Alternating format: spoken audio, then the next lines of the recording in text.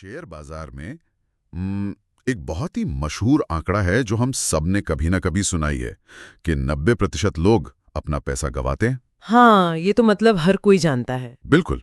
लेकिन आज की हमारी इस गहन चर्चा में हम जिस विषय पर बात करने वाले हैं ना, वो एक बहुत ही खूंखार सच सामने रखता है। एकदम सही कह रहे हैं आप। हमने आज इन्फो का बाप यानी इन्फो का बाप का एक बेहद दिलचस्प आर्टिकल लिया है और इस स्रोत के मुताबिक ये जो 90% लोग हैं ये बाजार से नहीं हारते हैं।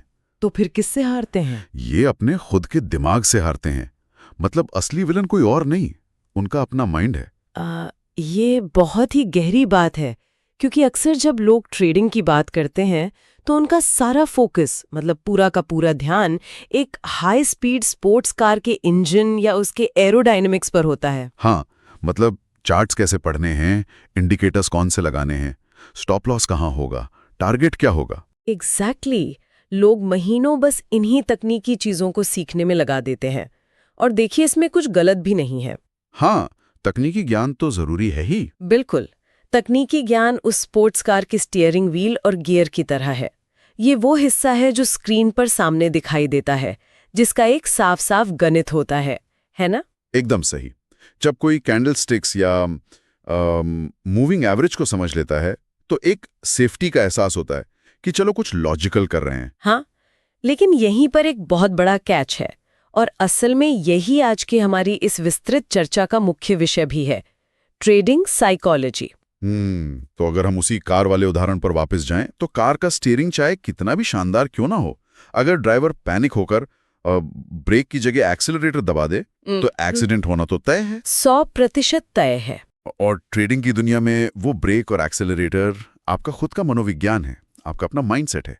अगर भावनाएं कंट्रोल में नहीं है तो दुनिया की बेहतरीन से बेहतरीन ट्रेडिंग स्ट्रैटेजी भी इंसान को बर्बाद होने से नहीं बचा सकती। यही कारण है कि ये विषय इतना ज्यादा महत्वपूर्ण हो जाता है, क्योंकि लड़ाई बाहर स्क्रीन पर चल रहे लाल और हरे चार्ट्स पर नहीं लड़ी जा रही है। तो असली लड़ाई कहाँ है? असली लड़ाई दिमाग के अंदर चल रही है।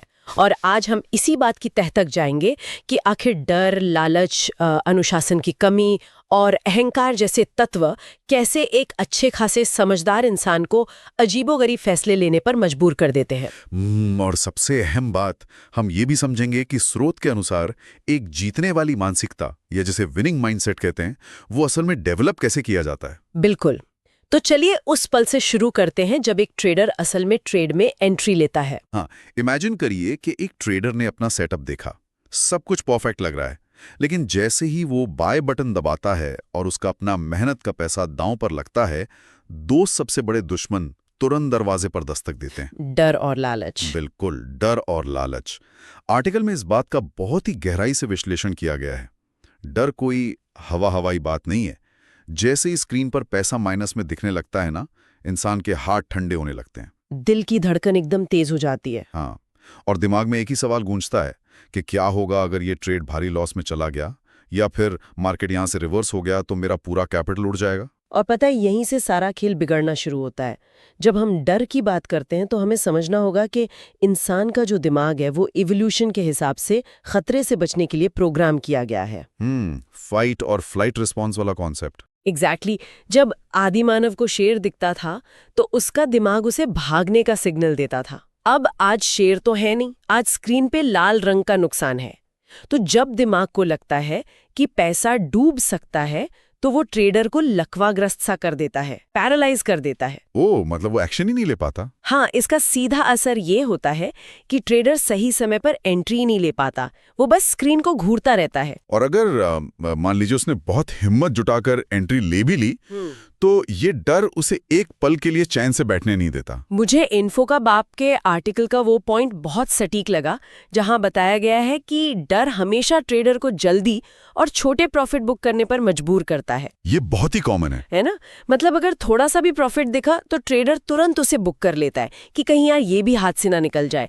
लेकिन जब ट्रेड लॉस में जाता है तो वो उसी डर की वजह से उसे होल्ड करके बैठ जाता है कि शायद अब मार्केट पलटेगा। और यही डर एक और बहुत खतरनाक मनोवैज्ञानिक स्थिति को जन्म देता है, जिसे हम फोमो कहते हैं, यानी फियर ऑफ मिसिंग आउट। अरे हाँ, फोमो तो बहुत बड़ी बीमारी है। बिल्कुल।